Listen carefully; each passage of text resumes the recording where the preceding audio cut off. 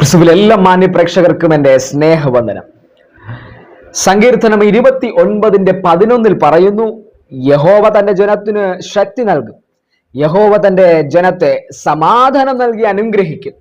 അപ്പോൾ ദൈവം മനുഷ്യർക്ക് നൽകുന്ന ഒന്നാമത്തെ കാര്യം ശക്തി.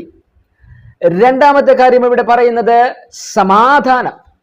ഒരു മനുഷ്യന് എഴുന്നേറ്റ് നിൽക്കുവാൻ പോലും ശക്തി നൽകുന്നത് ദൈവമാണ്.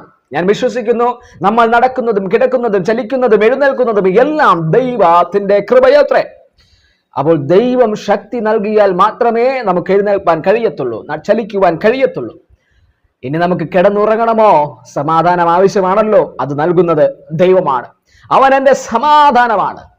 ദൈവം നമുക്ക് സമാധാനം നൽകട്ടെ, ദൈവം നമുക്ക് ശക്തി നൽകട്ടെ. ഈ നാളുകളിൽ ദാവീദിനോടൊപ്പം നമുക്കും ചേർന്ന് പാടാം, യഹോവ തന്റെ ജനത്തിന് ശക്തി നൽകും, യഹോവ തന്റെ ജനത്തെ സമാധാനം നൽകി അനുഗ്രഹിക്കും. God bless you. ആമേൻ.